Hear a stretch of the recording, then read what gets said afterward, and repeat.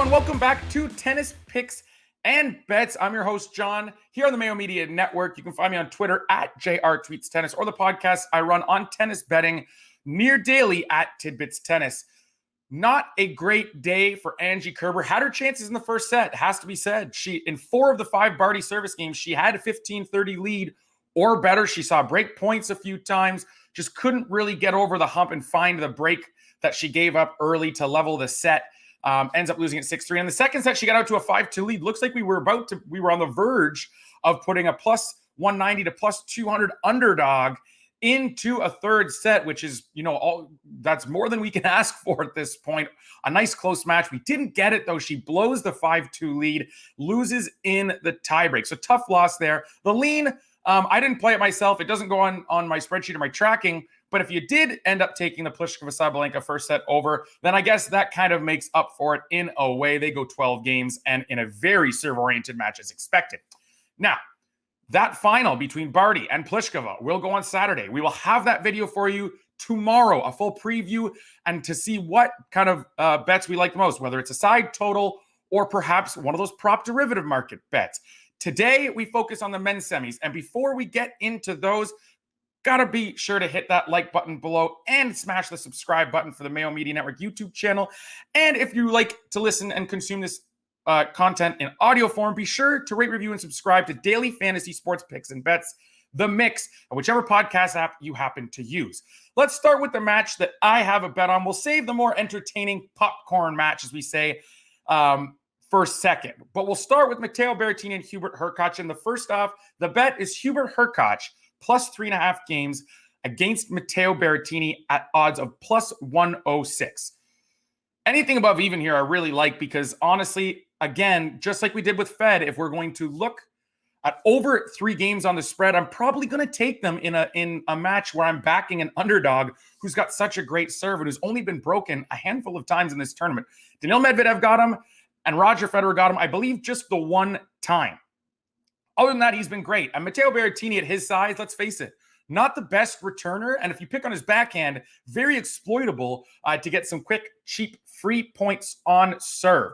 And the best part is against Federer, where Hurkacz held at a very high rate, he wasn't even landing that many first serves. In the first 2 sets, I think it was like 59 and 57% of his first serves were in. The key is he wins like 80% this tournament of those first serves. That 6-6 frame that Berrettini has, Hurkacz can match it. Felix Auger-Aliassime was Berrettini's last opponent, and he's just a little bit better of a version of Auger-Aliassime, but that he's going to factor into this handicap as well. Look, all 3 guys can really serve, and Auger-Aliassime had his chances in the last round. Won the second set, had a chance in the third to potentially find a break at 5-all to serve for us, a 2-1 lead. Had Berrettini, his good buddy, in a little bit of trouble, but couldn't pull the trigger, ends up losing that set. And then, of course, in the subsequent set is broken immediately, and that was all she wrote as Berrettini served his way through to a 4-set victory. Now, Hurkacz has that same frame. He's a bit better of a returner than Auger-Aliassime. He's a bit more tactical. I think his mental game is more developed. I think his point construction is more developed. He's a bit more aggressive too, and he doesn't leak on the forehand wing nearly as much. Felix, for games at a time, can just completely lose his forehand. Not even forced errors on the run on great shots from his opponent. Just standard forehands when he's neutral in the rallies, sailing them 2 feet long. That's something that Hurkacz doesn't tend to do nearly as much. He plays with much more controlled aggression, and that's something I'm look for as well. The slice is also something he employs more effectively than Felix, and against someone of Berrettini's height, I don't mind someone who can employ that slice a little more effectively, keep that ball low and away from the 6'6" Matteo Berrettini's hitting zone and strike zone.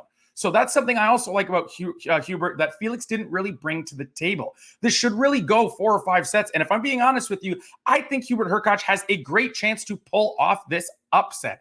I know personally I'll be on the money line in a smaller stake, but I do really like the plus 3.5 games here at plus 106 Hubert Hurkacz against Matteo Berrettini. Look, Berrettini's been great, but he also has that tendency to get loose with that forehand sometimes and cough up some errors. So we are going to back the underdog with 3.5 games here. If we can take a set, regardless of what that score line would be, I think we're going to see a few tie breaks. So if we can take a set and add to that margin on the spread will be really happy with this position.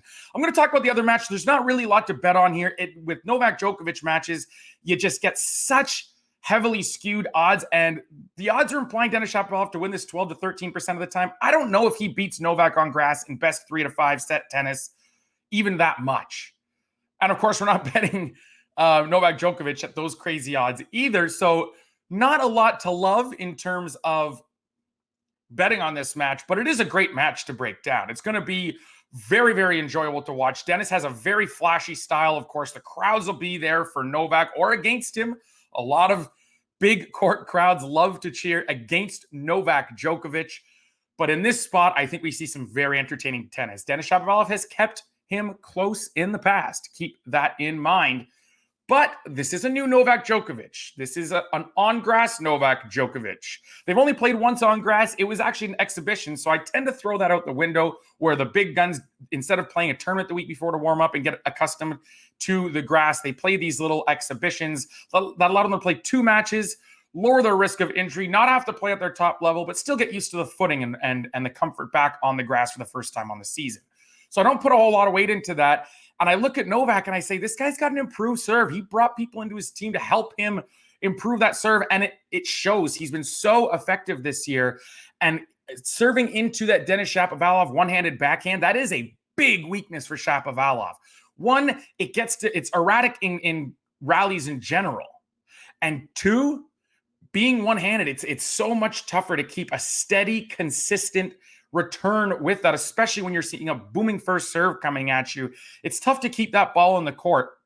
So I don't know. And he doesn't play with a margin for error anyway. He's improved a little bit the last fortnight or so, but he's not really a guy who plays a lot of margin for error. He loves to go big or go home.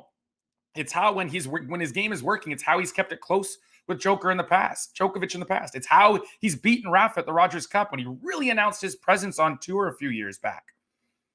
But that's not always going to come through for you. There's going to be times where you are going to see balls go long. And when you're playing someone as solid from the baseline as Novak Djokovic, as composed as Novak Djokovic, someone who knows your backhand can be a weapon, but it's also very erratic and who's going to play the percentages and attack it and attack it and attack it, I think you could be in trouble, especially if he can pin you in cross-court forehand to backhand rallies with that lefty one-handed backhand of Shapovalov's. I really do think Novak is just too tactical, too solid, and with that improved serve on grass, I mean, there's a reason why he's already out to minus 450 on the outright market with 2 matches still to win. He's just going to be such a heavy favorite along the way, and with good reason. I think Novak does pull this off. Sadly enough for Canadian tennis fans like myself, I do think that Novak gets this done and keeps his quest alive for that calendar Grand Slam. Thanks again for watching, guys. Again, we'll be back tomorrow to preview the Women's Wimbledon Final. Possibly the biggest trophy in tennis will be awarded on Saturday, and we'll be back to preview that with whatever bets we can find, whether it be sides totals or those prop markets or those props in the derivative markets. We will try and find something for you guys to get down on there. Thanks for watching, and we'll be back tomorrow.